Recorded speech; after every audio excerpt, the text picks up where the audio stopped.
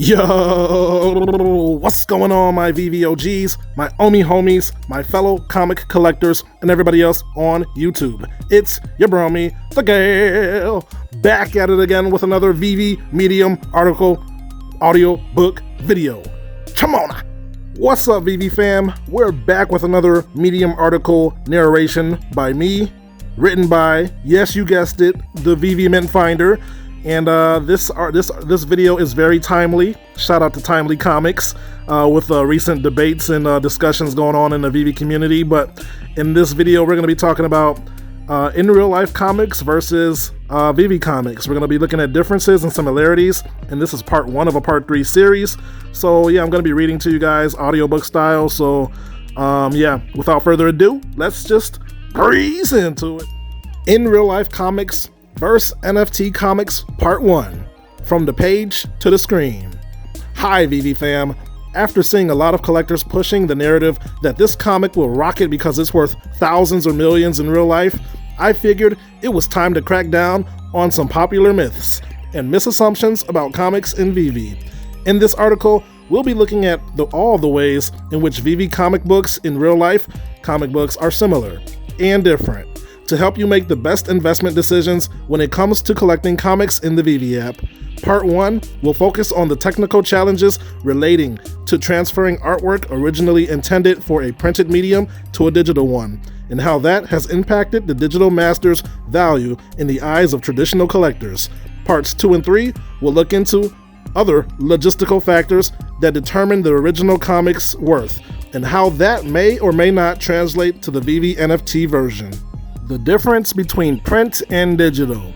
Before even talking about NFTs, there is one obvious difference we need to talk about regarding print comics versus digital comics. It's easy to believe both are interchangeable. The content is the same, the page number is the same, the story is the same.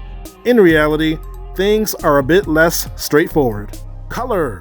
When Marvel and DC started restoring their classic comics, think Marvel Comics issue number 1, Fantastic Four issue 1, or Action Comics issue number 1, they were faced with backlash from fans who disliked the colors as they seemed different from the colors used when the books were originally published.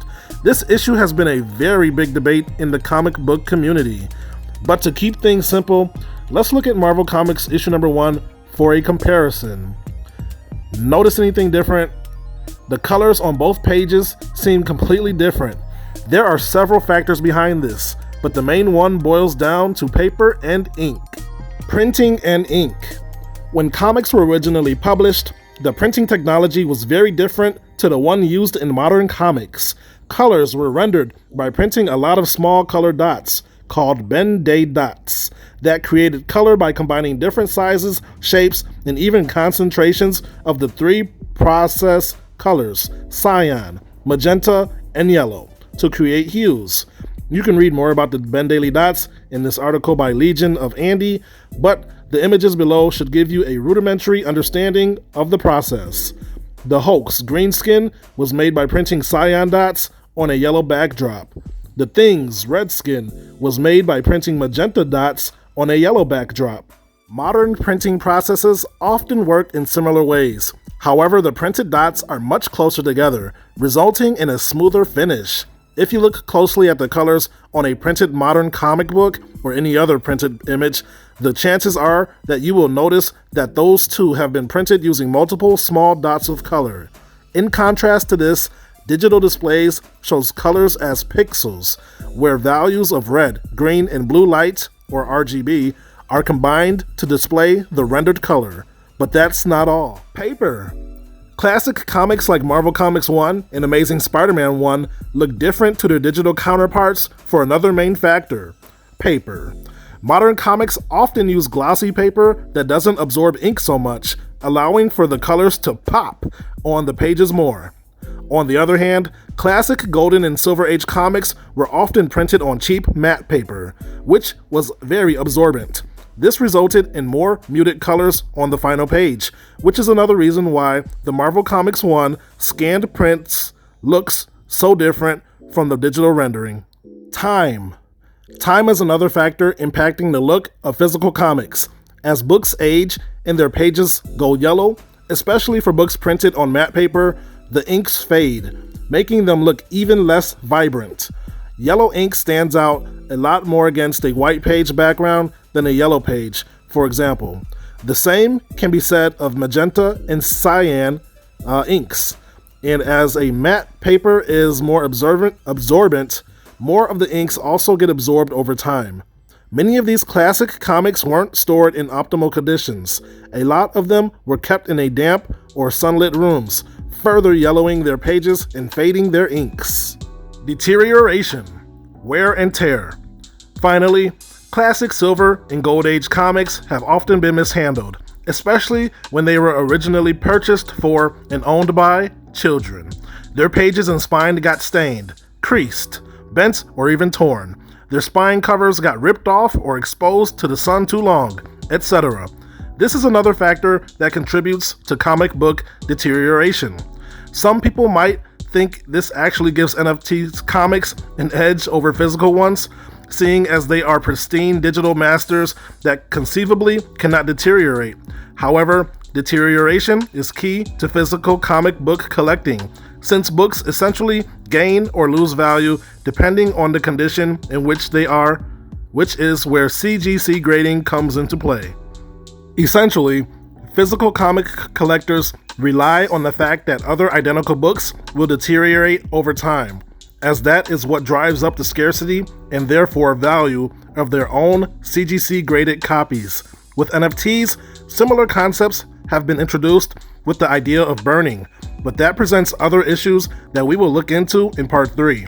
Without deterioration, the only differentiator between different copies of a comic are their rarities or variant covers, as well as their mint numbers. More on this in a future series. Comparison: Archie Digest print scan versus digital master.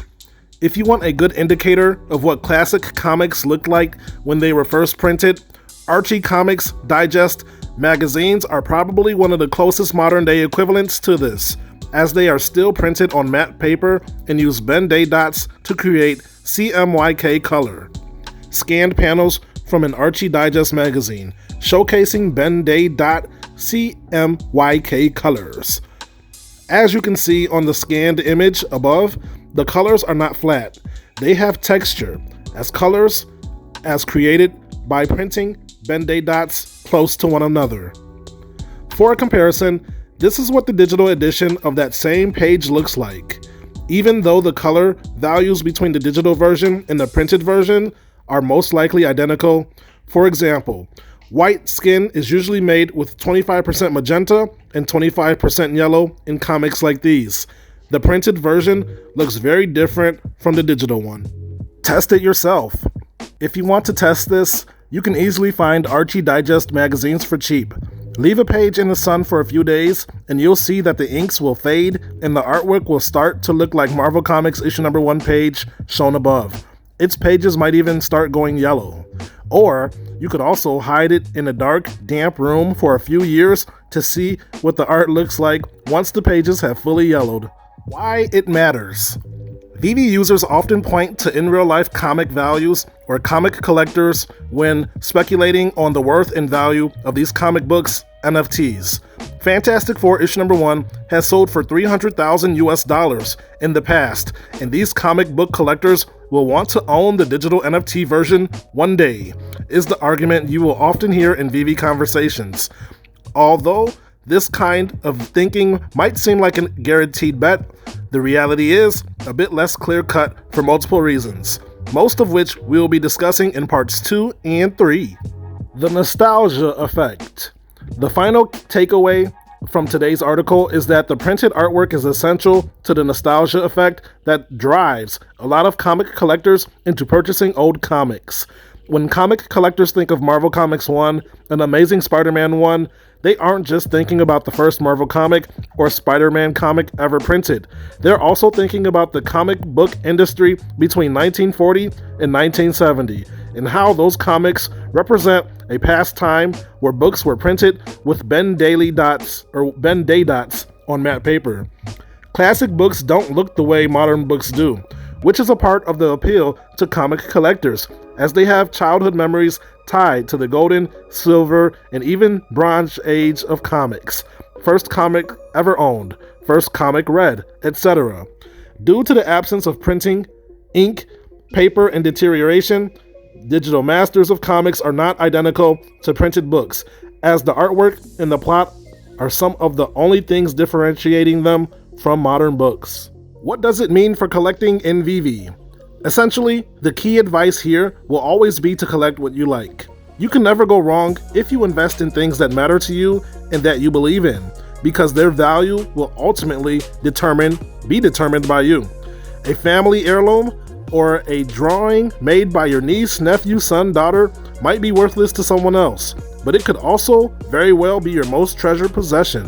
The same can be said of any purchase you make in Veve or collectible purchase of any kind, to be honest. Looking at how these classic physical books are performing in the secondary market to guesstimate how their NFT counterparts will do in the long run can be misleading for a wide range of reasons that we will cover in the next articles, which is why collecting the things you like will always be the best investment strategy.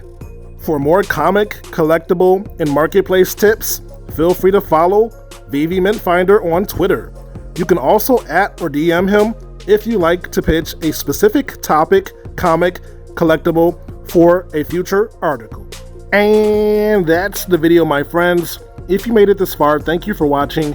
If you learned something or enjoyed the content, feel free to drop a like on the video and consider subscribing for more Veve content like this. So yes, another very informative and interesting article by the Mint Finder. I'm looking forward to parts 2 and 3, as I'm sure you are as well. Comics aren't going anywhere, and the more we know about them, the better off we will be. So with that, I am not a financial advisor. Nothing I say is financial advice because I am learning just like you guys. I am just your friendly neighborhood genius. Sharing his thoughts and opinions on this most magnificent app known as Veve. So take everything that you hear from me with a grain of salt, because things could change. And with that, if you would like to follow me on the Veve app, if you scroll your eyes to the bottom left-hand corner, you will notice my Ben Simmons Spider-Man, which I have listed for 1 million gems. If you find him, you can follow me, and I will do my best to follow back. And with that, thanks once again for watching, and I will catch you guys in my next video. Until then, peace out and huddle strong, my friends. And be like water, stay liquid. Later.